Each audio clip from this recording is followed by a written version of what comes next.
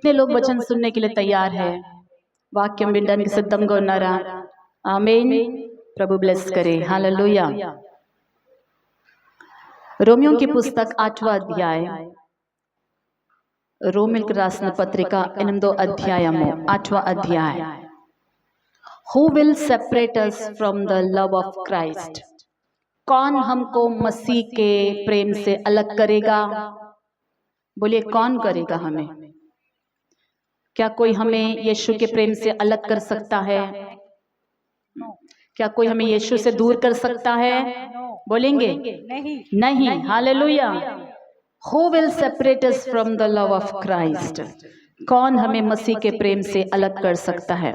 Romeo की पुस्तक 8वां अध्याय 35 से लेकर 35 to 39, 35 నుండి 39 రోమిల్కి రాసిన పత్రిక 8వ అధ్యాయం। క్రీస్తు ప్రేమ నుండి మనలను ఎడబాపు వాడెవడు?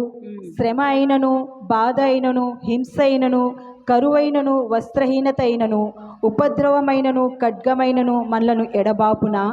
ఇందును గూర్చి వ్రాయబడినదేమనగా, నిన్ను బట్టి దినమెల్లా మేము వధింపబడిన వారము, వధకు సిద్ధమైన గొర్రెలమని మేము ఎంచబడిన వారము. అయినను మనలను ప్రేమించిన వాని ద్వారా మనం వీటన్నిటిలో అత్యధిక విజయం పొందుచున్నాము. మరణమైనను, జీవమైనను, దేవదూతలైనను, ప్రధానులైనను, ఉన్నవి అయినను, రాబోనవి అయినను, అధికారులైనను, ఎత్తైనను, లోతైనను, సృష్టింపబడిన మరి ఏదైనను మన ప్రభువైన క్రీస్తు యేసునందలి దేవుని ప్రేమ నుండి మనలను ఎడబాప నేరవని రూఢిగా నమ్ముచున్నాము। आमीन। हिंदी में एक जन पढ़िएगा माइक लेकर।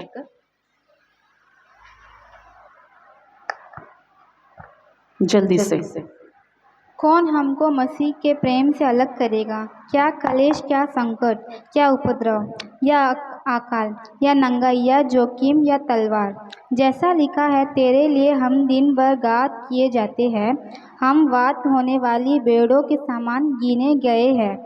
परंतु इन सब बातों में हम उसके द्वारा जिसने हमसे प्रेम किया है जीवन से भी बढ़कर है, क्योंकि मैं निश्चित जानता हूँ कि ना मृत्यु, ना जीवन, ना स्वर्गदूत, ना प्रधानता,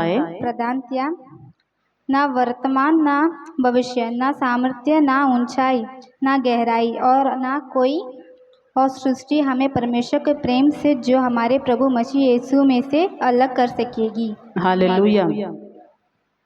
पौलुस यहाँ पर बहुत सारे लिस्ट को बता रहे हैं कि कोई भी बातें मुझे उनके प्रेम से या हमें उनके प्रेम से अलग नहीं कर सकती है। उन दिनों का मसीही जो जीवन था इतना स्ट्रांग था कि वो चैलेंज के रूप में कह सकते थे, कोई स्वर्गदूत भी हमें यीशु से अलग नहीं कर सकता।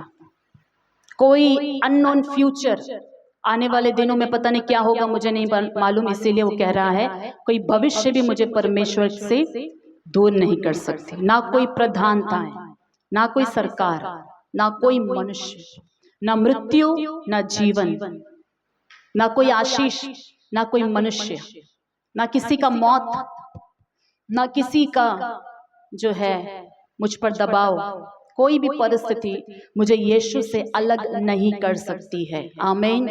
आदि कलीसिया या आदि के सेवक वैसा परमेश्वर के लिए प्रेम रखे हुए थे। साल 1950 के दशक में एक घटना घटती है असम के जो है राज्य में, नॉर्थ ईस्ट में जो असम है, 1950s का ये स्टोरी है। वहाँ पर नॉक्सेंग नाम का एक आदिवासी एक परिवार होता है, उस व्यक्ति का नाम है नॉक्सेंग। तो नॉक्सेंग के परिवार वालों ने यीशु मसीह को अंगीकार किया। यीशु मसीह को मानने की वजह से उनका जो ट्राइब है, उस ट्राइब का जो नाम है उस आदिवासी जाति का गारो, तो गारो जाति के लोग हैं। तो यीशु मसीह को अंगीकार करना उनके लिए, उस ट्राइब के लोगों के लिए उन दिनों में बहुत बड़ा विरोध वाली बात है कि दूसरे देवता को इन्होंने क्या कर लिया है, धर्म परिवर्तन कर लिया है। तो गारो ट्राइब का जो मुखिया होता है, वो मुखिया क्या करता है, इस परिवार को कई बार वार्निंग देता है कि अगर तुम लोग जो है यीशु को मानना नहीं छोड़ोगे तो तुम्हें इस ट्राइब से निकाल दिया जाएगा, खाना पीना हम बंद कर देंगे, ऐसे बहुत सारे थ्रेटनिंग या उन पर जो है धमकियां दिया जा रहा था। लेकिन नॉक्सेंग और उनका परिवार किन बातों पर भी ध्यान नहीं देते थे, वो प्रभु की उपासना कर रहे थे। तो एक बार ऐसा हुआ कि वो मुखिया पूरे गांव के बीच में इस परिवार को जो है वो बुला कर ले आते हैं और वार्निंग देते हैं, यीशु मसीह को छोड़ो नहीं तो अपना जान गंवाना पड़ेगा। तो नॉक्सेंग ने बोला कि मैंने जो है निर्णय कर लिया है कि मैं यीशु के पीछे ही चलूंगा और पीछे नहीं मुड़ूंगा। तो उन्होंने कहा कि अगर तुम नहीं छोड़ोगे तो तुम्हारे दोनों बच्चों को, तुम्हारी पत्नी को हम तुम्हारे आंखों सामने मार देंगे। नॉक्सेंग ने बोला कि कोई मेरे साथ रहे या ना रहे तब भी मैं यीशु को नहीं छोड़ूंगा। हालेलुया। तब ये नॉक्सेंग की बातों को सुनकर, क्योंकि ये अभी भी बदल नहीं रहा, उन्होंने क्या किया, तीर से जो है उसकी पत्नी को उनके आंखों के सामने मार डाला। फिर जो है दोनों बच्चों को भी वो तीर से उनकी आंखों के सामने, पिता के सामने ही मार देते हैं। ये होने पर भी वो बोलता है कि यीशु का सूली मेरे सामने है, मैं दुनिया की तरफ पीछे नहीं मुड़ूंगा, मैं पीछे नहीं मुड़ूंगा। हालेलुया। वो हैरान हो जाते कि कैसा मनुष्य है। उनके विश्वास की वजह से उस दिन नॉक्सेंग को भी क्या कर दिया गया, तीर से मार डाला गया। एक ही दिन में पूरा जो है ट्राइबल, पूरा वो जाति या उस गांव के सामने इस क्रिश्चियन फैमिली को वो मार देते हैं। ये घटना घट के इतने साल हो गए। उन दिनों में पंजाब में प्रभु ने एक और दास को उठाया था जिनका नाम है साधु सुंदर सिंह। जब साधु सुंदर सिंह जी को इस घटना के बारे में पता चली तो उन्होंने क्या किया, नॉक्सेंग के जो आखिरी शब्द थे मरने से पहले, उन्होंने जो है प्रभु के बारे में या अपने विश्वास के बारे में जो कन्फेस किया था, उन शब्दों को उसने एक गीत की तरह उस सेवक ने लिख डाला। हालेलुया। और गारो ट्राइब का ही एक पहाड़ी लैंग्वेज, पहाड़ी राग में इसे उन दिनों में गाया जाता था। क्योंकि साधु सुंदर सिंह जी उन दिनों में वर्ल्ड वाइड ट्रैवल करते थे। फिर ये गीत और ये गवाही जो है यूएस तक पहुंच गई, बाहर देशों तक पहुंच गई। जब बाहर देश तक पहुंची तो साल 1959 में जो है एक प्रसिद्ध, उन दिनों में एक गीत लिखने वाले या फिर एक म्यूजिशियन या वर्शिप लीडर हुआ करते थे जिनका नाम है विलियम जे रेनॉल्ड्स। उन्होंने क्या किया, इन शब्दों को दोबारा से लिखा और इसका एक अच्छा राग जो है उसने क्रिएट किया और उस राग का नाम रख दिया Assam, the tune of Assam. क्योंकि ये घटना असम में हुई है तो उस राग का नाम ही असम रख दिया गया। और उन दिनों में असेंबली सॉन्ग बुक हुआ करता था जो वर्ल्ड वाइड बैप्टिस्ट चर्च के गीतों का एक किताब था। जैसे आंध्रा गीत होता है पुस्तक तेलुगु क्रिश्चियंस का, वैसे ही उस किताब में इस सॉन्ग को जोड़ दिया गया और विश्व के हर एक जगह पर, हर चर्चेस में इस गीत को गाया जाने लगा। आमीन। यहाँ तक कि इंडिया में भी हर चर्च में गाते, हमने भी कई बार गाया।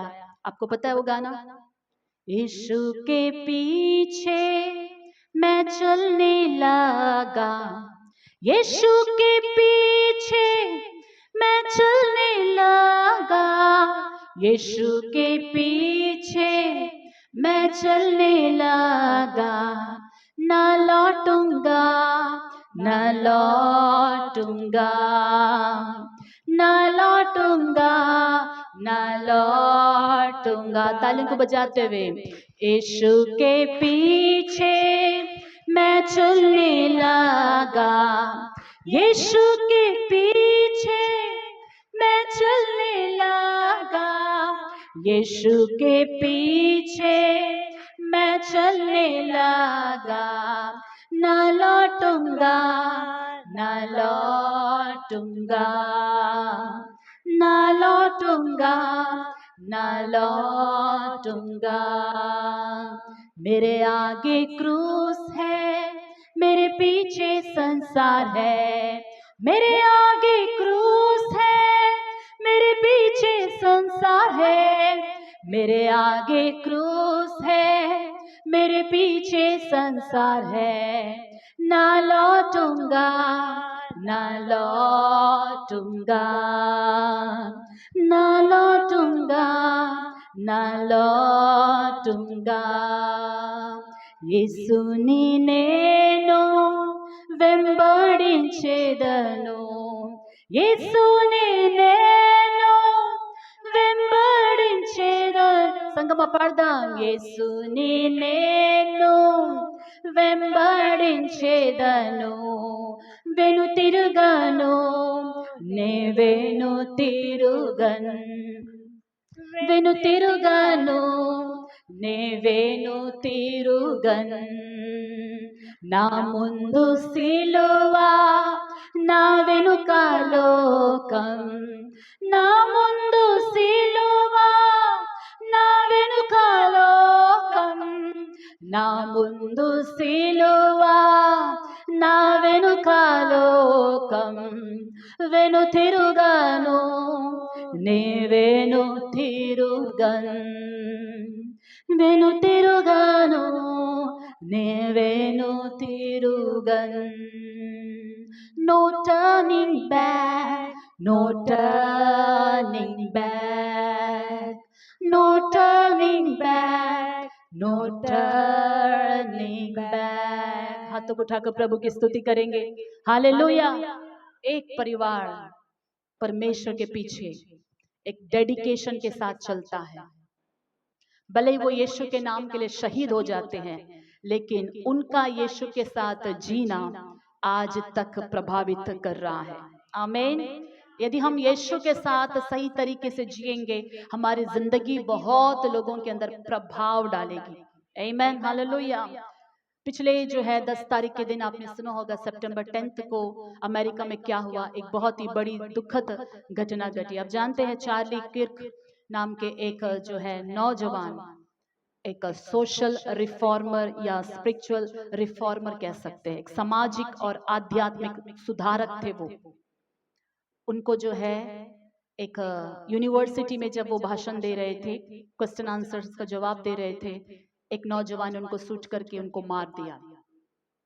19 साल की उम्र से ही चार्ली किर्क जो है समाज में, अमेरिका में बड़े हिम्मत से बाइबल के सिद्धांतों को लेते हुए समाज को सुधारने के बहुत सारी बातों को, एजेंडा को बताने लगे। और उनके द्वारा प्रभावित होकर यूनिवर्सिटीज में पढ़ने वाले नौजवान लोग, काफी लोग उनका जीवन को यीशु मसीह को सौंपे हैं। आपको पता है उनके प्रचार में मुख्य तौर से पॉलिटिकल लीडर की तरह तो दिखते हैं, पॉलिटिकल रैलीज करते थे, लेकिन जब वो जब वो वचन या फिर माइक पकड़ते हैं तो उनके मुंह से प्रभु का वचन ही निकलता है, बाइबल निकलता है। और काफी लोग जो मसीह विरोधी हैं उनसे सवाल किया करते थे कि क्या तुम जो है बाइबल को सत्य मानते हो? तो वो बिना डर के, बड़ी बुद्धि की आत्मा, जैसे स्टेफनुस के बारे में पिछले दिनों हमने ध्यान किया था, बुद्धि की आत्मा और सामर्थ्य से परिपूर्ण था, वैसे ही ये चार्ली किर्क जो है बुद्धि की आत्मा और सामर्थ्य से परिपूर्ण था। यदि आप उनके इंटरव्यूज को देखेंगे, उनके जो है पब्लिक में किए गए प्रचारों को आप सुनेंगे तो आप हैरान हो जाएंगे कि बिना टाइम लिए एकदम से एकदम शार्पली अपने सत्य का, अपने विश्वास का बिना डर के साथ वो प्रचार करते थे। कोई भी कुछ भी सवाल पूछो, यहाँ तक कि उनके मीटिंग्स में विरोध करने के लिए चर्च ऑफ सैटन के लोग आ जाते थे, जो प्रभु है ही नहीं, विश्वास ही नहीं है जिनको, वो भी आकर उल्टा सीधा सवाल पूछते। हर सवाल का उनके पास जवाब रहता, क्योंकि वो प्रभु में और वचन में वैसे स्थिर खड़े थे।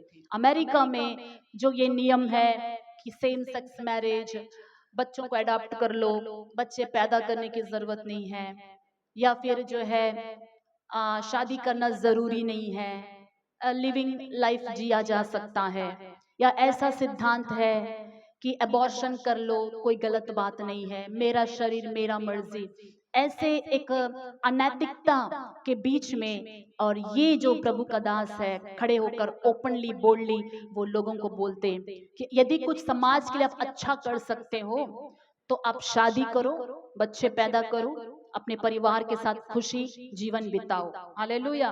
क्योंकि सच है ये बात, जब फैमिली अच्छी होती है सोसाइटी अच्छा होता है। आमीन। घर के सारे लोगों का माहौल अच्छा होता है तो एरिया क्या होता है, अच्छा होता है। आपका एरिया कैसे अच्छा रहता है? जब हर एक फैमिली वहां पर अच्छा फैमिली रहेगा, लड़ाई झगड़े नहीं रहेंगे, मर्डर करने वाला कोई नहीं रहे, कोई रेपिस्ट नहीं बनेगा, कोई जो है चोरी करने वाला नहीं रहेगा, तो समाज कितना सुरक्षित रहेगा। हालेलुया। तो समाज या देश जो है परिवार से बनता है। और परिवार कैसे बनता है? हर एक व्यक्तिगत एक एक का निर्णय है कि मैं एक अच्छा परिवार की स्थापना करूंगा। हालेलुया। तो चार्ली किर्क जो है बहुत सारी अच्छी अच्छी बातों को वो बिना भय के प्रभु के लिए वो खड़े होकर गवाह बनकर वो जो है शहीद हो गए। विरोधियों ने उनको मार डाला। एक चार्ली किर्क को मारने से क्या सत्य को दबाया जा सकता है? नहीं।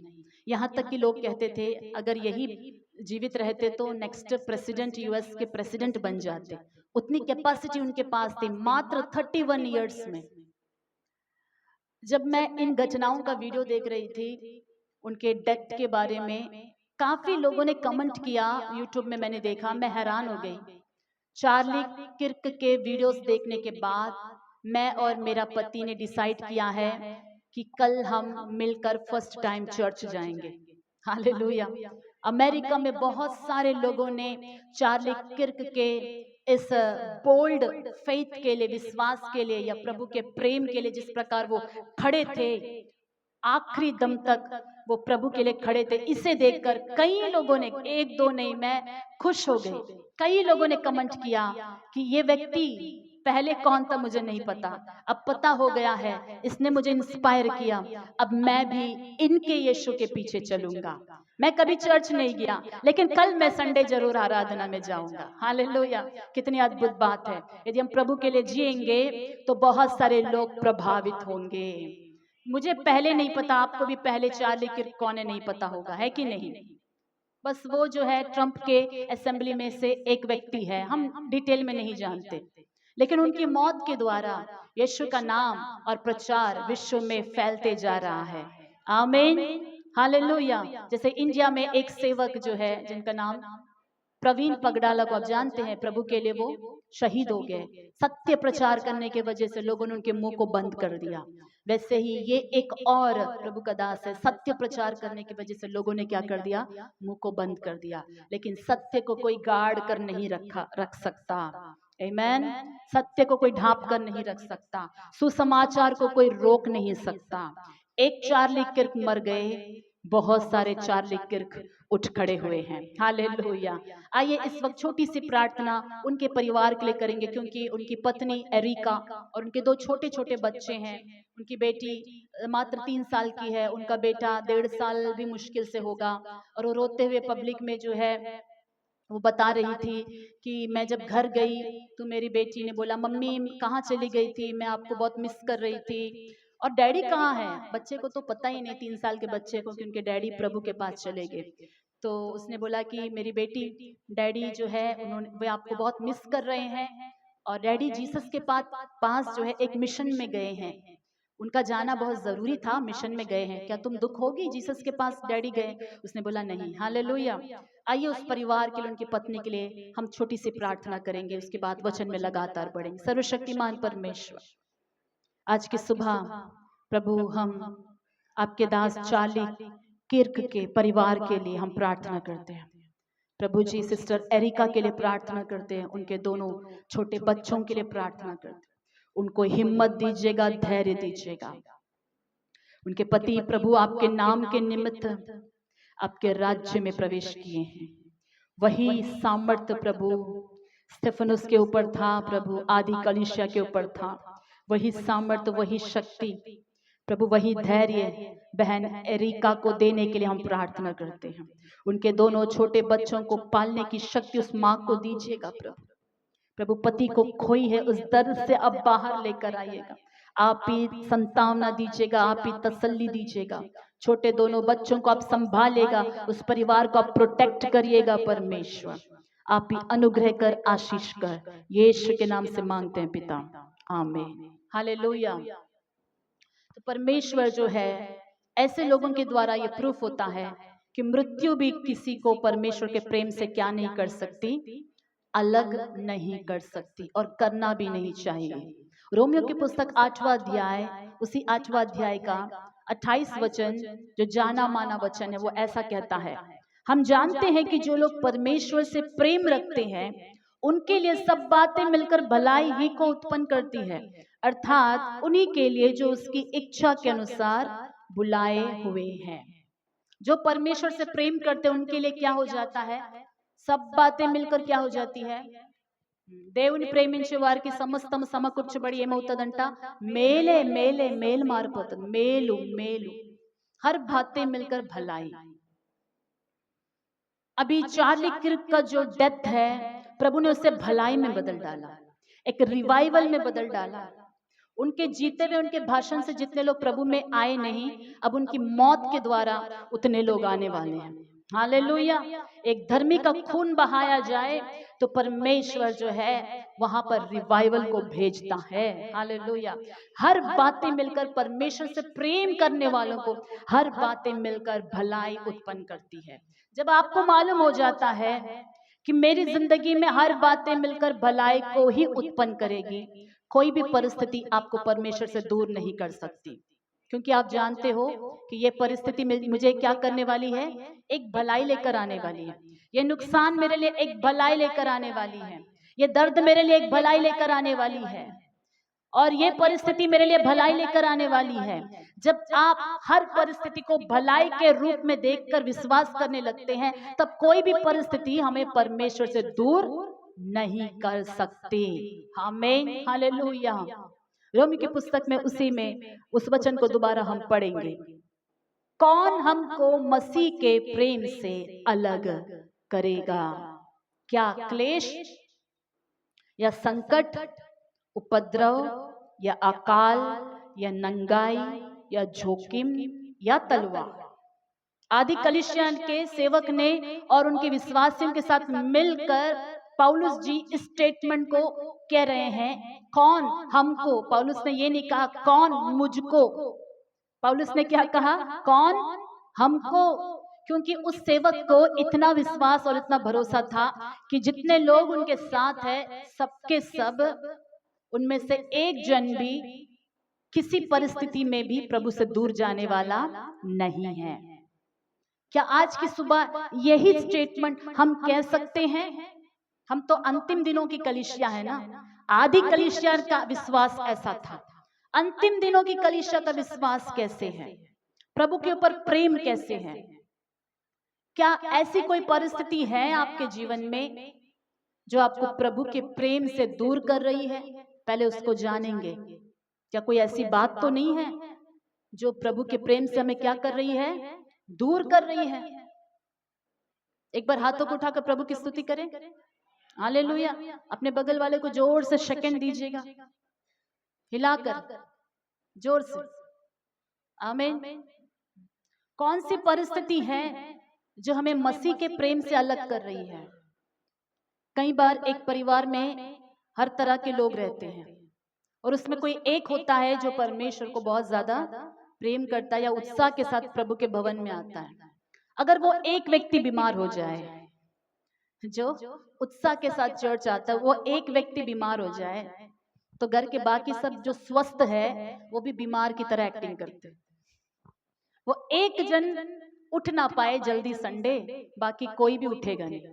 क्यों? ये व्यक्ति उठ के ही सबको उठाना है, ये व्यक्ति उठ के सबको रेडी करना है। वो एक व्यक्ति डाउन होते ही बाकी सब डाउन हो जाते हैं। क्यों हम किसी को पकड़ कर रखते हैं? फिर हम ये वचन कैसे कह सकते हैं कि मसीह के प्रेम से कोई मुझे अलग नहीं कर सकता?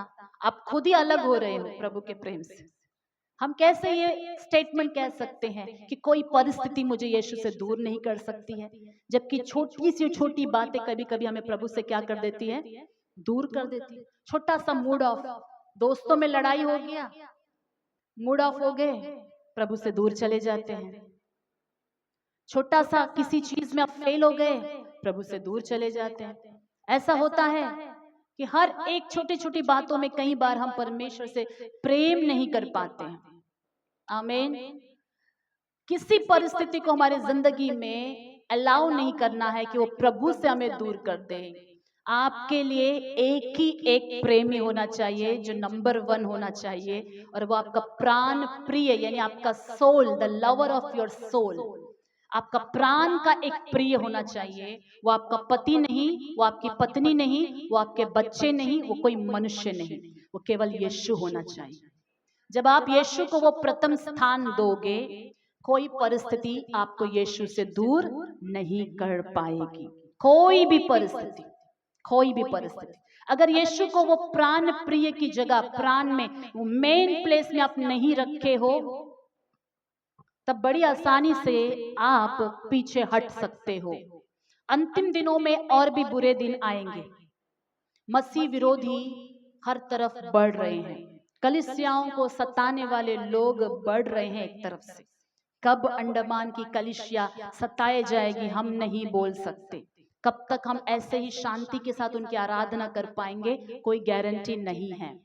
क्या हम बुरे दिन के लिए भी तैयार हैं और कह सकते हैं कि कोई बुरा भविष्य भी मुझे परमेश्वर से दूर नहीं कर सकता? क्या आप इसके लिए तैयार है कि आने वाला दिन में कोई आपका हाथ छोड़ देगा, कोई साथ छोड़ देगा, कोई प्रॉमिस तोड़ देगा, तब भी आप यीशु के प्रेम से दूर नहीं जाएंगे? क्या आप इस गवाही को कह सकते हैं? कुछ भी बुरा हो जाए, अगर अकेला भी मुझे रह जाना पाए, जैसे नॉक्सेंग अकेला रह गया था कुछ समय के लिए, आंखों के सामने पत्नी मर गई, आंखों के सामने बच्चे मर गए, तब भी वो ये वचन कह पाया कि कोई मेरे साथ हो या ना हो, तब भी मैं पीछे नहीं मुड़ूंगा। आमीन। आप जब प्रभु को प्रेम करते हैं तो वो आपका व्यक्तिगत निर्णय होना चाहिए, व्यक्तिगत। बगल में आपका फैमिली मेंबर एक जन ज्यादा प्रेम प्रभु को कर रहा है, नहीं कर रहा है नहीं पता, आप प्रभु को अधिक प्रेम करना। कोई भक्ति में डाउन हो गया, प्रेयर नहीं कर रहा है, वो आपके पर्सनल लाइफ, स्पिरिचुअल लाइफ को अफेक्ट नहीं करना। एक फैमिली में डाउन होता, सबके सब डाउन नहीं हो जाना। आमीन। अगर आप एक दूसरे के ऊपर डिपेंड है तो कभी बढ़ नहीं पाएंगे। वाल राट ले नेनु राट ले, वो नहीं आते इसलिए मैं भी नहीं आता, वो उठती नहीं इसलिए मैं भी नहीं उठती, उसको छुट्टी नहीं है इसलिए मैं भी नहीं छुट्टी कर लिया, वो बीमार है इसलिए मैं भी बीमार की तरह उसके बगल में सो गया। नहीं, ये प्रेम नहीं है प्रभु के लिए। आपका प्रेम व्यक्तिगत रूप से प्रभु में मजबूत होना चाहिए। आज यहां से एक निर्णय लेकर जाएंगे, चाहे कोई मेरा साथ दे, कोई एंकरेज करे या ना करे, अंत तक मैं प्रभु को पकड़े रहूंगा। ये निर्णय लेकर आपको यहां से जाना है। आपका भक्ति जीवन किसी एक व्यक्ति के साथ जुड़ा हुआ नहीं होना चाहिए। हालेलुया। ऐसा अगर किसी एक व्यक्ति को पकड़कर आप चल रहे हैं, वो गिरा तो साथ में आप भी क्या हो जाएंगे? गिर जाएंगे, गिर जाएंगे। अपने प्रेम को, अपने प्रेमी को आप पकड़ कर रखिएगा। वचन कहता है, क्या कोई क्लेश, कोई संकट, उपद्रव, अकाल। बीच में एक बहन के घर में विजिट करने के लिए गई थी। मैंने पूछा कि आप क्यों नहीं आ रहे हो चर्च? बार बार हम कितना हो सके हम गए, तो आखिरी बार उन्होंने बोला संडे आने का पैसा नहीं है। तो मैंने बोला कि आपका घर इतना पास, आप चलकर भी आ सकती हो। चला नहीं जाएगा। ओके, क्या 40 रुपए या एक संडे आने के लिए ऑटो का चार्ज, हम पता है कि चढ़ने के लिए 30 रुपए, जाने के लिए 30 रुपए, ये तो बेसिक है ना। यहाँ पर 60 रुपए नहीं बचा सकते अगर महीना में हम प्रभु के लिए? तो बोलते नहीं, ऑफरिंग भी तो डालना है। मैंने बोला आप मत डालो ऑफरिंग, कम से कम आ जाओ प्रभु के पास। नहीं, ऐसा नहीं होगा, सब डाल रहे हैं, मैं डाले बिना कैसे रह सकती। मैंने उनको कुछ पैसे दे दिए थे। मैंने सोचा कि कम से कम वो आ जाएंगे, फिर भी नहीं आए। मैं बताती हूँ, ये बातें नहीं है, ये सब शरीर का बहाना है। अगर हम सच में किसी को प्रेम करते हैं, कोई हमें रोक नहीं पाएगा। कुछ साल पहले इंडिया में ऐसे हुआ, एक व्यक्ति तमिलनाडु से एक जर्मनी में या इटली में, मुझे याद नहीं है, यूरोप के एक लड़की से प्रेम करता है। वो यूरोप की लड़की जो है किसी ट्रिप में इंडिया आ जाती है, और उसका ट्रिप के दौरान इस साउथ वाले व्यक्ति का उस यूरोप लड़की से प्रेम हो जाता है, और वो एड्रेस एक्सचेंज करते हैं। फोन तो उतना नहीं था उन दिनों में, और वो चली जाती है। ये वादा करता है कि मैं एक दिन तुम्हारे पास आऊंगा तुम्हें शादी करने के लिए, और उनके पास उतने पैसे नहीं है यूरोप जाने के लिए। इस व्यक्ति ने क्या किया आपको पता है? साइकिल चलाकर यूरोप चला गया। अब बिलीव करोगे, साइकिल में यूरोप जा सकते हैं हम? साइकिल चलाकर कहाँ चला गया? देशों को पार करके, देशों को पार करके कितने दिन लगे उसे, क्योंकि रोड है, जाने की रास्ता है। साइकिल चलाकर यूरोप चला गया, उससे शादी करके उसको इंडिया लेकर आया। हालेलुया। जहां प्रेम होता है कोई क्या नहीं कर सकते बोलिए। दुनिया के प्रेम में वो ताकत है, शरीर के प्रेम में वो ताकत है, फिर मसीह के प्रेम में क्या वो ताकत नहीं? आमीन। कि यीशु के प्रेम में वो ताकत नहीं कि हमें बिस्तर से उठाकर प्रभु के भवन में दौड़े दौड़े लेकर आ जाए? क्या यीशु के प्रेम में वो ताकत नहीं कि आपको घर में ना रहने दे और उपवास की प्रार्थना में दौड़कर आपको लेकर आ जाए? इस लड़की ने जो यूरोप में थी, इस लड़के के लिए जान नहीं दी थी, सिर्फ प्यार भरी मीठी मीठी बातें की थी। उस प्यार भरी बातों को सुनकर ये व्यक्ति उतने दूर साइकिल में चला गया। फिर उस प्रेमी का क्या जिसने आपके लिए जान दिया? आमीन। किसने आपके लिए जान दिया? यीशु मसीह ने हमारे लिए जान दिया। फिर उस प्रेमी का क्या? उनके लिए हम क्या कर रहे हैं?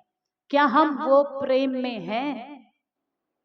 क्या वो थैंकफुल हार्ट है कि मेरा प्रेमी मेरे लिए जान दिया है, उसके लिए मैं हर परिस्थिति को पार करके मैं जाऊंगा, हर परिस्थिति को पार करके मैं आऊंगी। हालेलुया। प्रेम जो है, मैंने बताया था फ्राइडे के दिन, प्रेम का एक क्या होता है? लैंग्वेज होता है। प्रेम का क्या होता है बोलिए? प्रेम सिर्फ वर्ड नहीं है। आई लव यू क्या नहीं है बोलिए? वर्ड नहीं है। Love is not a just word but it is a verb, मतलब वो क्रिया है। जहां प्रेम में क्रिया नहीं होता वो प्रेम प्रेम ही नहीं है। బాగా గుర్తుంచుకోండి, ప్రేమలో ఏమి లేకపోతే క్రియ లేకపోతే ప్రేమ ప్రేమ కాదు। यीशु मसीह पिता जो है जगत से बहुत प्रेम करे ना, यीशु मसीह हमसे बहुत प्रेम करते हैं। उन्होंने प्रेम कैसे दिखाया? वचन में लिखा है कि जब हम पापी थे तभी हमारे लिए क्या कर दिया? उन्होंने जान दे दिया। चाहे तो यीशु मसीह हेवन में से बोल सकते थे ना बड़ी आवाज से, I love you India, I love you America, I love you Andaman, I love you port Blair, वहीं से बोल सकते थे ना हेवन से। आई लव यू यूनिवर्स बोल सकते थे कि नहीं? बोलिए। उनके एक वर्ड बोलने से रचना हो जाता है। आकाश हो जाए तो क्या हो गया? हो गया। वहीं से बोल सकते थे ना आई लव यू। फिर क्या करे उन्होंने? क्रिया में क्या करे? स्वर्ग छोड़कर पृथ्वी में मनुष्य बनकर, शून्य बनकर हमारे बीच में आ गए। आके भी बोल सकते थे ना डायरेक्टली, मैं पापों को क्षमा करता हूं क्योंकि मैं सबसे प्रेम करता हूं। जस्ट वर्ड से बोल सकते थे ना? नहीं, उन्होंने क्या किया? जान दे दिया। He can forgive, जस्ट उनके बोलने से हम क्षमा पा लेंगे। क्योंकि जब एक बहुत सारे लोग, पापी लोग उनके पास आए तो यीशु ने क्या किया? तुम्हारे पाप क्षमा हो जाए। उनको, मनुष्य के पुत्र को पृथ्वी पर पाप क्षमा करने का अधिकार है, यीशु ने कहा। यीशु के पास क्या है? पाप क्षमा करने का अधिकार है। बिना जान दिए भी वो क्षमा करे थे और उनको पास करने का अधिकार है। हालेलुया। दाऊद को कैसे क्षमा किया? जब दाऊद ने पश्चाताप किया, तब तो जान नहीं दिए थे यीशु ने, तब तो प्रभु ने जान नहीं दिया, फिर भी उन्होंने क्षमा किया क्योंकि परमेश्वर के पास पाप क्षमा करने का अधिकार है। लेकिन बात क्या पर आई? प्रेम। प्रेम प्रकट करने की आई तो उन्होंने ऐसा प्रेम प्रकट किया कि उनके जैसा उस स्तर तक कोई और दिखाने का ट्राई भी करने से नहीं दिखा सकता। उस लेवल तक प्रेम को दिखाया। कैसे दिखाया? हमारे लिए जान दे दिया। रूप रंग सब कुछ बदल गया। ऐसा वो लज्जा, शर्मिंदा, दर्द को उन्होंने सहा, अकेलापन को सहा और सब कुछ खोकर शून्य बनकर वो एक शव बन गए। उतना तक उन्होंने हमसे प्रेम किया। हालेलुया। शून्य बनने तक प्रेम किया। फिर हम उनको कैसा प्रेम दिखा रहे हैं? कैसे प्रेम कर रहे हैं? बोलिए, प्रेम की क्या है? एक भाषा है, या प्रेम का एक क्रिया है, एक्शन है। लूका सुसमाचार 7वां अध्याय में आएंगे। लूका सुवार्ता 7वां अध्याय। लास्ट वीक में हमने लास्ट फास्टिंग प्रेयर में से हमने ध्यान किया था, उसे एक बार मैं टच करना चाहूंगी। 7वां अध्याय, पापिनी स्त्री के बारे में यहाँ पर हम देखते हैं। 7वां अध्याय उसका 36 से लेकर कुछ वचनों को मैं पढ़ूंगी।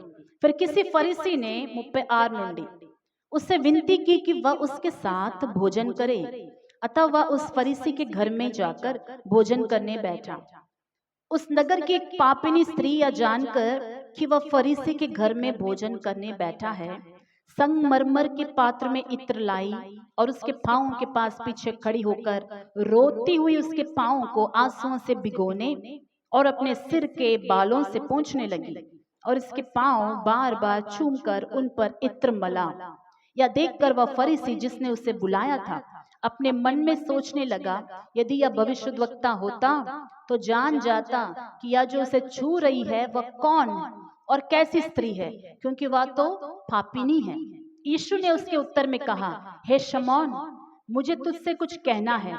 वह बोला, हे गुरु, कह। किसी महाजन के 2 देनदार थे, एक 500 और एक 50 दिनार का देनदार था।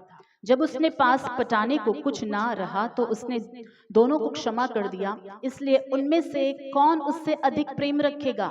शमौन ने उत्तर दिया, मेरी समझ में वह जिसका उसने अधिक छोड़ दिया।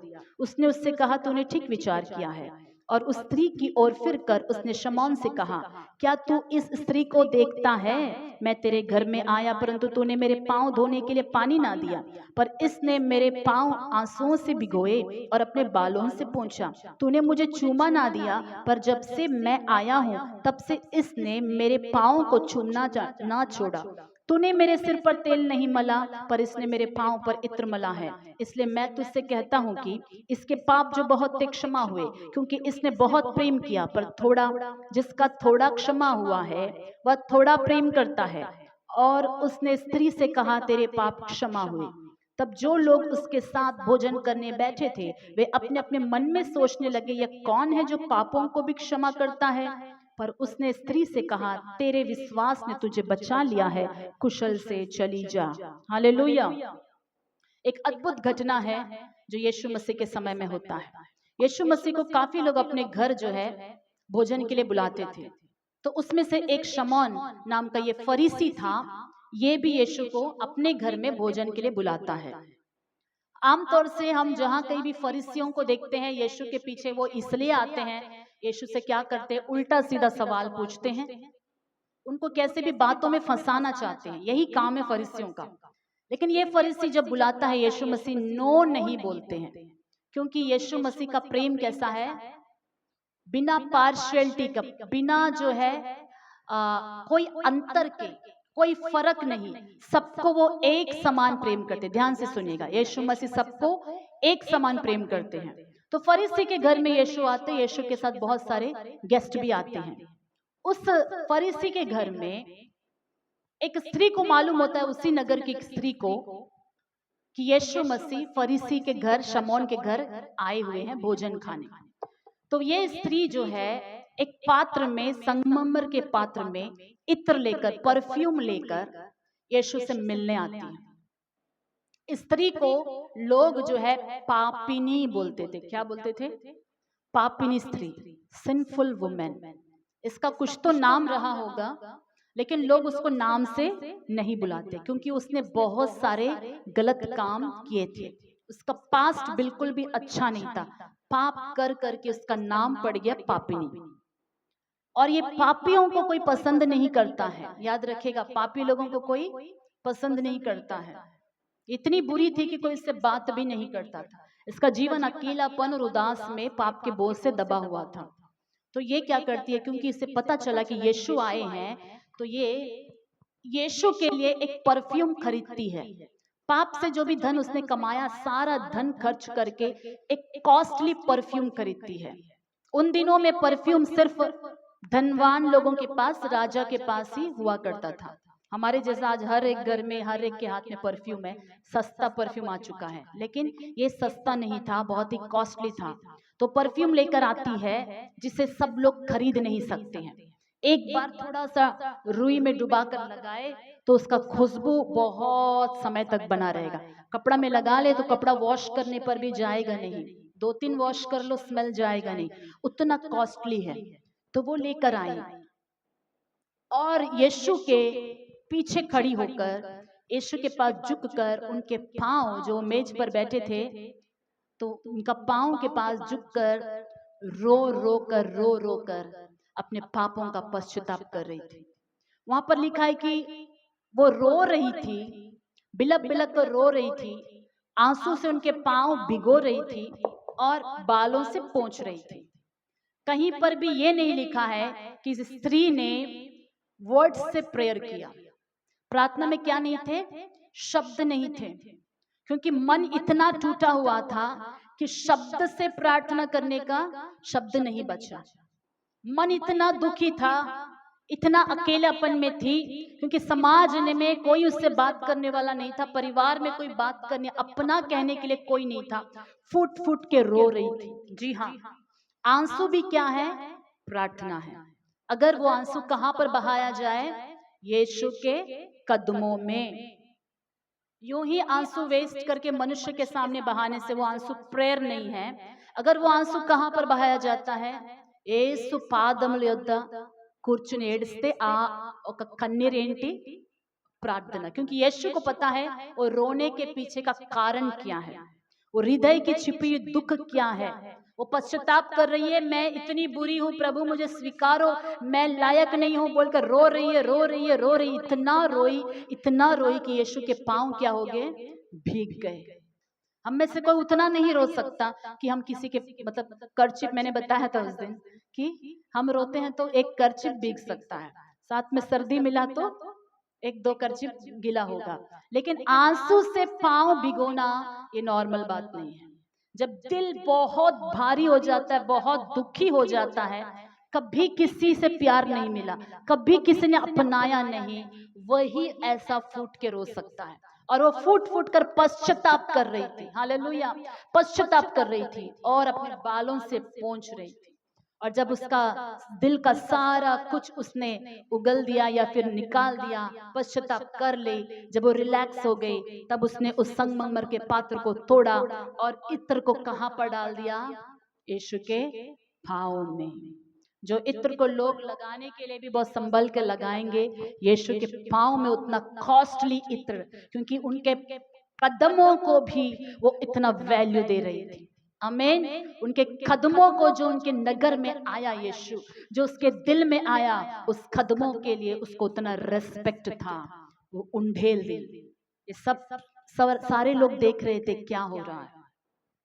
तब तक फरीसी चुपचाप देख रहा था। ये सब कुछ होने के बाद फरीसी कहने लगा, मन ही मन सोच रहा है, अगर यीशु भविष्यद्वक्ता होता, मालूम हो जाता यीशु को कि जो यीशु को छू रही है, चूम रही है, वो एक पापिनी स्त्री है। मन ही मन घिन कर रहा है, मन ही मन घिन कर रहा है। क्या हम आज ऐसे मसीह नहीं है जो दूसरों के पाप या बलहीन अवस्था को देखकर मन ही मन जजमेंट करते हैं? हम क्या करते बोलिए? दूसरे के कमजोरियों को जानने के बाद मन ही मन क्या करते उनके बारे में? जजमेंट करते। పెద్ద ఈ రోజు టిప్ టాప్ గా వైట్ షర్ట్ వేసుకుని వచ్చేసారు కానీ, వైట్ డ్రెస్ వేసుకుని వచ్చేసింది కానీ లోపల ఎంత ఉన్నదో కుళ్ళు మనకు తెలుసు। ऊपर से इतना वाइट कपड़ा पहन के आ गए हैं, लेकिन मुझे मालूम है अंदर का हाल क्या है, मुझे मालूम है सीक्रेट क्या है, मुझे मालूम है तुम क्या हो। ये हम जजमेंट करते हैं, लेकिन परमेश्वर मनुष्य के बाहरी रूप को नहीं देखता, वो अंदर तक देखता है, अंदर तक देखता है, आपके अंदर तक वो देखता है। हालेलुया। फरीसी ने जजमेंट किया तो यीशु मसीह ने बोला, हे शमौन, मैं तुमसे कुछ कहना चाहता हूँ। ने बोला कहो। प्रभु ने बोला कि एक महाजन के 2 देनदार थे। एक धनी व्यक्ति का 2 लोगों ने उससे उधार लिया था। हमारी भाषा में कहे समझने के लिए, एक ने 5 लाख लिया, एक ने 5,000 लिया।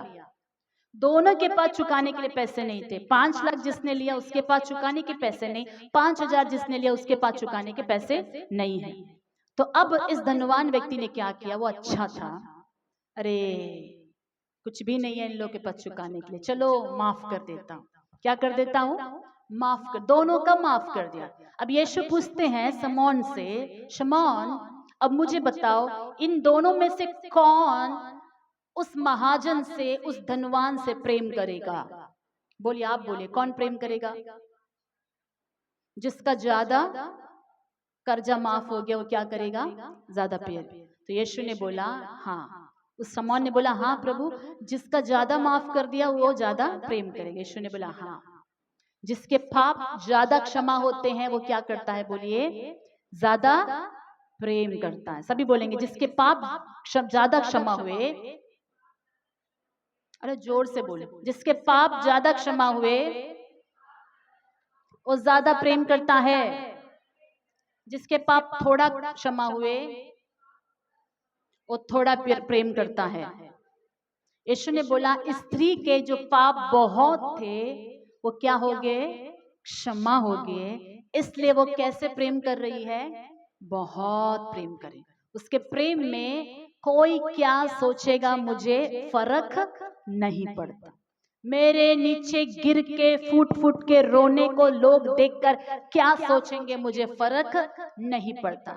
मुझे मेरे यीशु के चूमने को देखकर लोग क्या बातें बनाएंगे मुझे फर्क, मेरे नाच के आराधना करने में लोग क्या सोचेंगे मुझे फर्क, बोलिए, नहीं पड़ता। मेरे कूद कूद कर हर प्रार्थना में आने से कौन क्या टोकेगा मुझे फर्क, रास्ते में खड़े होकर ट्रैक्स बांटने से लोग क्या सोचेंगे मुझे फर्क नहीं पड़ता। हालेलुया। सब बैठ के आराधना करते, बीच में एक जन उठ के खड़ा होकर आराधना करते, कौन मेरे बारे में क्या सोचेगा मुझे फर्क। आराधना करते करते कपड़ा गिर गया, यहाँ चले गया वहां चले गया, मुझे फर्क, क्योंकि जिसका ज्यादा क्षमा हुआ है वो ज्यादा क्या करेगा? प्रेम करेगा। तो इसमें मैंने एक बात कहा था, क्या परमेश्वर कुछ लोगों का पाप थोड़ा से क्षमा करता है? नहीं, इसका अर्थ वो नहीं है कि परमेश्वर थोड़ा क्षमा करता है। इसका अर्थ ये है कि कुछ लोग अपने सारे पापों को माफी नहीं मांगते, सारे पापों को मान नहीं लेते, सारे पापों को छोड़ते नहीं। जिस चीज की माफी मांगते हैं प्रभु उसी का तो माफी देगा। जब आप सब कुछ उंडेल देंगे स्त्री की तरह, अपने अंदर कुछ भी नहीं रखेंगे, तो पूरा क्षमा हो जाएगा। जिसका सब कुछ क्षमा हो गया वो पूरा छुटकारा पाता है, और जो पूरा छुटकारा पाता है वो पूरा यीशु के प्रेम से भर जाता है। जो पूरा यीशु के प्रेम से भर जाता है फिर वो यीशु को बेस्ट तरीके से प्रेम करने लगता है। जैसे स्त्री ने अपना बेस्ट परफ्यूम देकर प्रभु की आराधना किया। हालेलुया। प्रभु को प्रेम करने वाले बोले कैसा प्रेम करना चाहिए? बेस्ट तरीके से। कौन यीशु को बेस्ट तरीके से प्रेम कर पाएगा? जिसका पाप ज्यादा क्षमा हुआ है। हालेलुया। अगर हम नहीं कर पा रहे उनको ज्यादा प्रेम, कुछ तो अपने अंदर अभी भी हम छुपा के रखे हैं, छोड़ नहीं रहे। प्रभु ये रहने दो, प्रभु इसको मैं अगला साल देख लूंगा, प्रभु ये मैटर रहने दो, मौका मिलेगा तब सॉल्व कर लूंगा, प्रभु अभी इसको रहने दो, जब बाद में उनका टाइम आएगा तब मैं इसको देख लूंगा।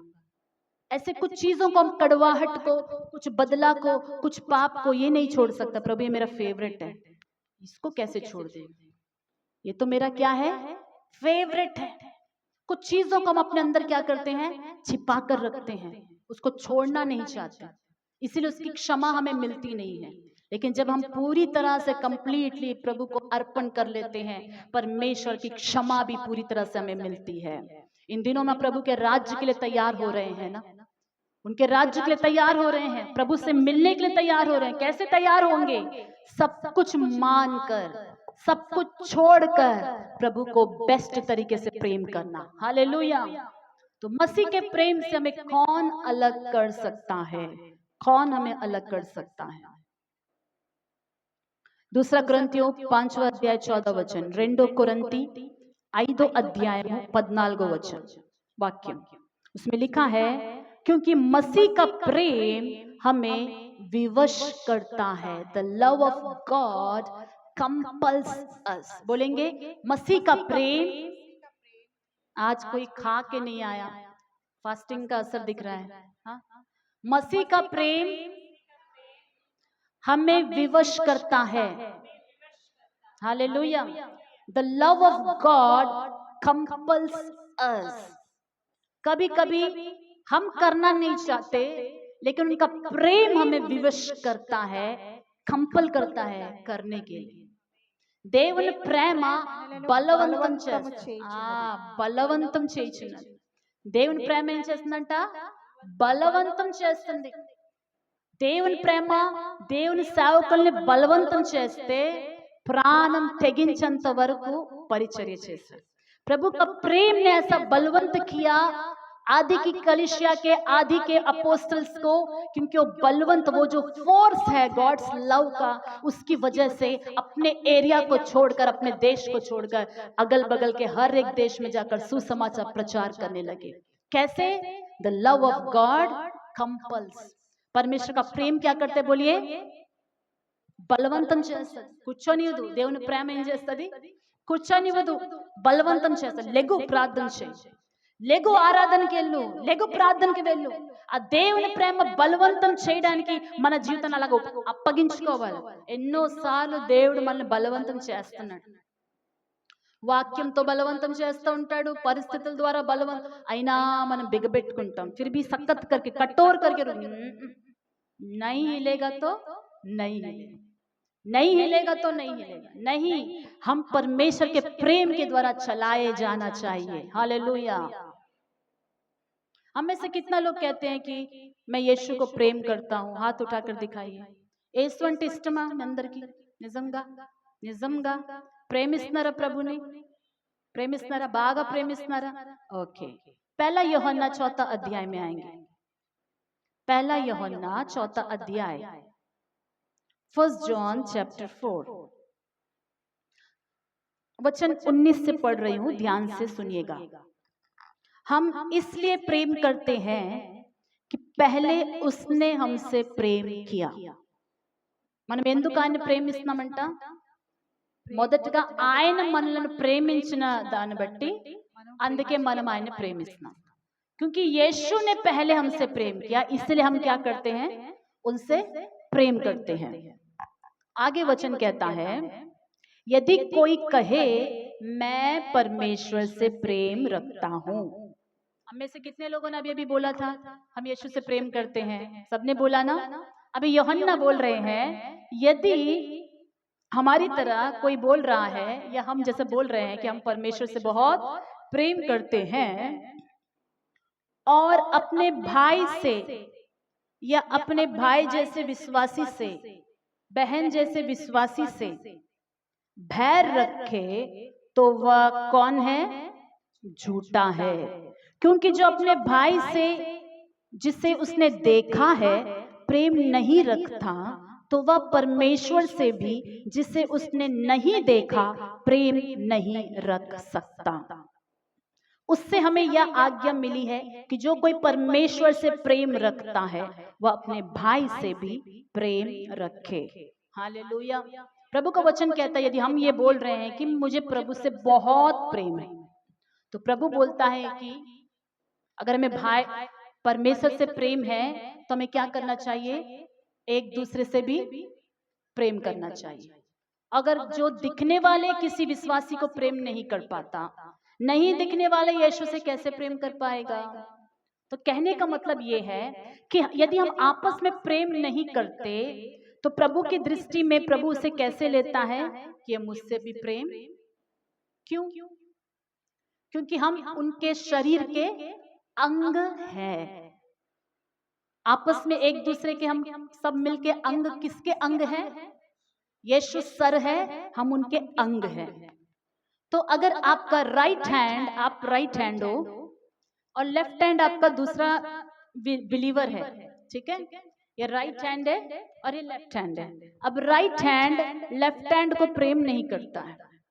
राइट हैंड को चलते चलते दरवाजा लग गया, जोर से दर्द हुआ, अब लेफ्ट को लग गया जोर से.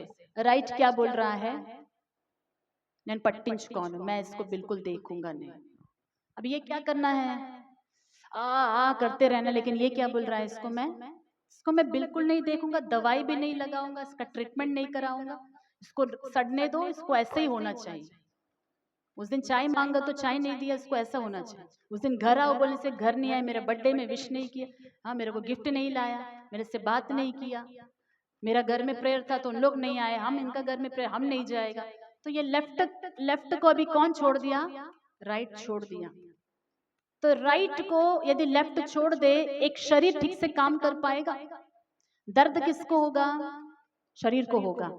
किसको मालूम चलेगा? फर्स्ट हेड को मालूम चल जाएगा कि इसमें पेन है और इसको दवाई नहीं लगा रहे हैं।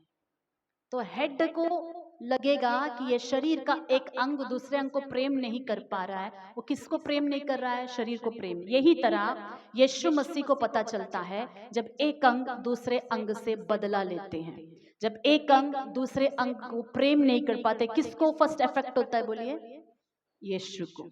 इसलिए प्रभु बोलता है कि तुम आपस में एक दूसरे से प्रेम ना रखो तो मुझे प्रेम नहीं करते। है कि नहीं? समझ पा रहे हैं आप? हालेलुया। अगर हम आपस में एक दूसरे से प्रेम ना करें तो उसका अर्थ है कि हम यीशु को प्रेम नहीं कर। कितना भी बोल लेने हल्लेलुया पाड़ोच्चानु चप्पल कोट्टान आराधना बागा चेसानु, बाहर जाने के बाद अगर आप एक बिलीवर को भी, ऐसा बिलीवर भी है जिसको आप प्रेज द लॉर्ड नहीं दे पा रहे हो, आपका वर्शिप वेस्ट हो गया। आमेन। మన ఆరాధన వేస్ట్। లోపల ఎంతైనా ఆరాధన చేసుకుని ఉపవాసం ఉండి శుక్రవారం ఉపవాసం ఉండి మీరు ప్రార్థన చేసుకున్నా మీకు కనిపించే సహోదరిని, కనిపించే సహోదరుడి మీద ప్రేమ లేకపోతే, ప్రైజ్ లార్డ్ ఇవ్వలేకపోతే, హృదయంలో చేదు ఉంటే మన ఉపవాసము దేవుడు వద్దు అంటాడు। इसके बारे में मैंने प्रचार किया था लास्ट वीक में, आपको मालूम है क्या प्रचार था वो? प्रभु को क्या नहीं? Obedience is better than sacrifice. बात मानना बलिदान चढ़ाने से उत्तम है।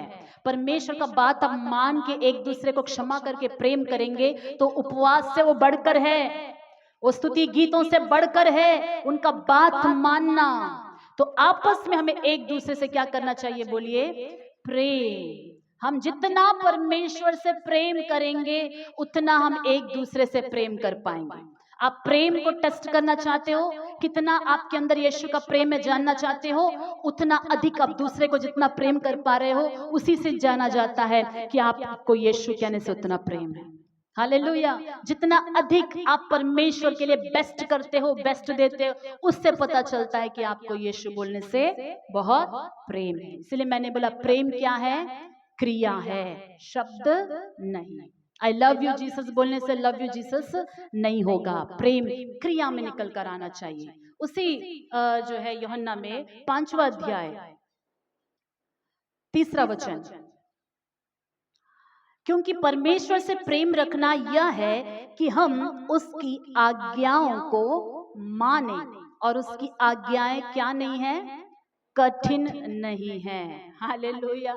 परमेश्वर से प्रेम करने का एक और अर्थ क्या है? उनकी आज्ञा को मानना। దేవుని మాట వినకుండా ప్రభువా నువ్వు మీరంటే నాకు ఎంత ప్రేమ అంటే అంత ప్రేమ। ప్యాషన్ ఆఫ్ ద క్రైస్ట్ చూసినప్పుడల్లా నేను ఎంత ఏడుస్తాను తెలుసా ప్రభువా, మిమ్మల్ని కొడతం చూస్తే నాకు భరించలేను ప్రభు, అంత ప్రేమ। तो वो प्रेम क्यों नहीं बात मान रहा है? हम इमोशंस को कई बार प्रेम बोलते हैं।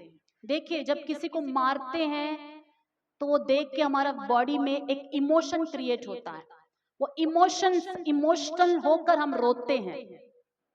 सिर्फ वो हमारा भावना है, रिएक्शन है, वो फील होता है हमें। वो पेन देखकर क्या होता है? फील होकर हमारा बॉडी रिएक्ट करता है। वो सिर्फ रिएक्शन, प्रेम नहीं है। अर्थमौंदा? वो सिर्फ रिएक्शन क्या नहीं है? प्रेम नहीं है। कोई भी किसी को भी दर्द में देखकर फील कर सकता है। फील करके रोने से सिर्फ प्रेम है करके अर्थ नहीं है। फील करके आप उनके लिए कुछ करते हो सहायता, अब इसे क्या कहते हैं? प्रेम। हालेलुया। क्योंकि मनुष्य को बनाया ही ऐसा गया है कि जब वो दर्द को देखता है ऑटोमेटिक क्या आता है? आंख से पानी आता है। सिर्फ आंख से पानी आना ये नहीं बताता कि आपको परमेश्वर से बहुत प्रेम है। हालेलुया। साथ में क्या होना चाहिए?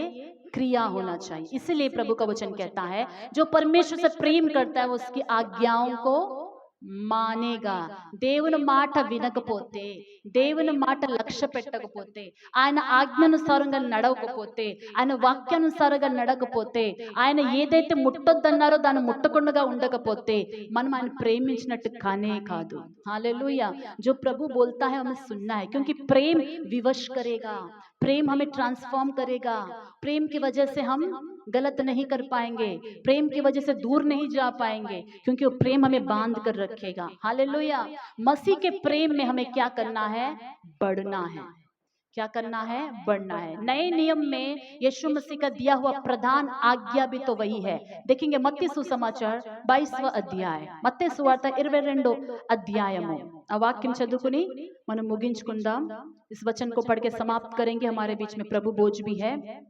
22वां अध्याय उसका 38 उसने उससे कहा तू अपने प्रभु से अपने सारे मन और अपने सारे प्राण और अपनी सारी बुद्धि के साथ प्रेम रख परमेश्वर से प्रेम करते वक्त कैसे प्रेम करना है बोलिए सारे మనస్సు పూర్తిగా దేవుని ప్రేమించాలి మనస్సు పూర్తిగా దేవుని సముఖంలో రావాలి మనస్సు పూర్తిగా ఆయన ఆరాధన చేయాలి మనస్సు పూర్తిగా ఏది చేసినా ప్రభు కోసం ఎలా చేయాలి पूरे मन के साथ మనస్సు పూర్తిగా చేయాలి పూర్ణ హృదయముతోను నీ పూర్ణ ఆత్మతోను నీ పూర్ణ మనసుతోను నీ దేవుడైన ప్రభువును ప్రేమింపవలెను ओके नी पूर्ण मनस्सुतो पूर्ण हृदयमतो कुछ भी करना है तो उसमें पूरा मन के साथ करना है तो वो क्या दिखाता है हम उनको पूरे मन से प्रेम कर रहे हैं और पूरे और सारे प्राण और सारी बुद्धि के साथ प्राण में क्या होता है फीलिंग्स होता है प्राण सोचता है महसूस करता है तो पूरे प्राण के साथ बुद्धि के साथ इमोशंस के साथ फीलिंग्स के साथ महसूस करते हुए समझ के साथ उनको प्रेम करना है आराधना करते वक्त फुल महसूस करते हुए समझ के साथ उनकी आराधना करना है हालेलुया उनको प्रेम पूरे दिल से प्राण से शक्ति के साथ बल के साथ कुछ भी पीछे नहीं छोड़ना है अपने लिए कुछ रख नहीं छोड़ना है पूरा बेस्ट देकर उनको प्रेम करना है हालेलुया इतना ही नहीं आगे लिखा है बड़ी और मुख्य आज्ञा तो यही है और उसी के समान या दूसरी भी है कि तू अपने पड़ोसी से अपने समान क्या कर प्रेम रख अभी आप फरीसी की तरह ये नहीं पूछना मेरा पड़ोसी कौन है प्रभु एक फरीसी ने क्या पूछा आगे जाके इसी वचन को लूका में पढ़ेंगे तो यीशु मसीह से फरीसी बोलता है प्रभु मेरा पड़ोसी कौन है मेरा पड़ोसी कौन है प्रभु मेरे घर का बगल रहने वाला मेरा पड़ोसी है क्या मेरे चर्च में मेरा बगल बैठने वाली मेरा पड़ोसी है क्या दिखने वाला आपका परिवार छोड़ के बाकी सब आपका पड़ोसी है पड़ोसी कौन है మీ కుటుంబం విడిచిపెట్టి అందరూ నీకు ఎవరు పొరుగువారు पड़ोसी है सबके सब पड़ोसी है तो प्रभु का वचन क्या कहता है पड़ोसी को कैसा प्रेम करना अपने समान प्रेम करो आप अपने आप को कैसा प्रेम करते हो अपने आप को कैसा रेस्पेक्ट करते हो अपने आप का कैसा अपने आप को समझते हो अपने ऊपर कैसा सहानुभूति दिखाते हो ये सब दूसरे के लिए भी होना चाहिए आपको दांत दर्द होगा ना तो आप क्या करेंगे अपना कितना केयर करेंगे कुछ भी सख्त वाला चबाएंगे नहीं आप अपना दांत को अपना बॉडी को कितना समझ के आप केयर करते वैसे दूसरे को भी वैसा समझ के केयर करना दूसरे को समझ के रेस्पेक्ट करना अपने आप को कितना रेस्पेक्ट करते हैं हम कितना संभाल के रखते हैं वैसे दूसरों के लिए भी वैसा ही नजर होना चाहिए లేదు నేను నా కుటుంబం ఇదే చాలు మేము బాగుంటే చాలు మిగతా అందరూ ఎవరు వెళ్తే ఎలా ఉంటే नहीं वो परमेश्वर का प्रेम नहीं है अपना परिवार का भी अलग स्थान है इसके अलावा भी मसीह का प्रेम हर एक के लिए हमारे अंदर होना चाहिए आपके घर में प्रेयर रहने से आप सोचते हो ना कि मेरे घर में सभी आना सोचते हैं कि नहीं ఎవరైనా ఉన్నారా ఈరోజు ఒక్కరు వస్తే చాలండి आज एक जन आने से काफी है सोचकर आपने तैयारी किया बोलिए नहीं अंदर रावल प्रभु अंदर तीसकरण प्रभु मंची वातावरण दयचंद प्रभु हम कितना अच्छे से मांगते हैं ना फिर दूसरे के घर के लिए भी ऐसा ही सोचो कि प्रभु उनके घर में भी बहुत लोग जाना है, वो बहुत में से हम भी एक रहना है। हालेलुया। अपना घर का प्रेयर के लिए अपने लिए उतना प्रेम है, फिर दूसरों के लिए क्यों नहीं है प्रेम?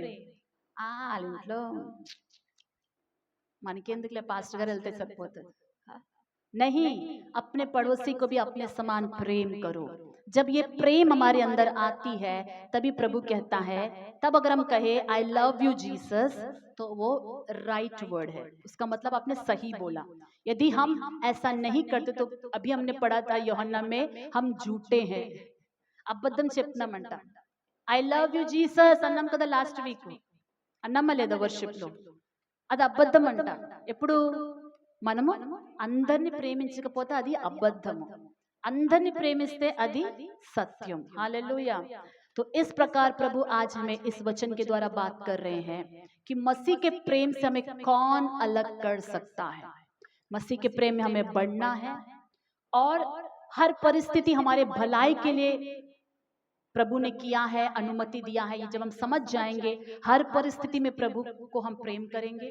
और दूसरा जो है, जब हम पूरी तरह से अपने आप को सरेंडर कर लेंगे, सारे पापों को मान लेंगे, तो जिसका ज्यादा क्षमा हुआ वो प्रभु को अच्छी तरह पूरी तरह प्रेम कर पाएगा।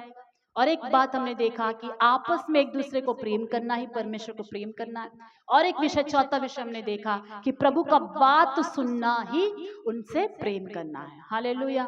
प्रभु इस प्रेम में हमारी कलीसिया को बढ़ाए। आइए उठकर खड़े हो जाएंगे, प्रभु की उपस्थिति में రండి లేచి నిలబడదాం, దేవుని సముఖంలో ప్రార్థన చేద్దాం। దేవుని యొక్క సేవకులు ప్రార్థన నడిపిస్తారు।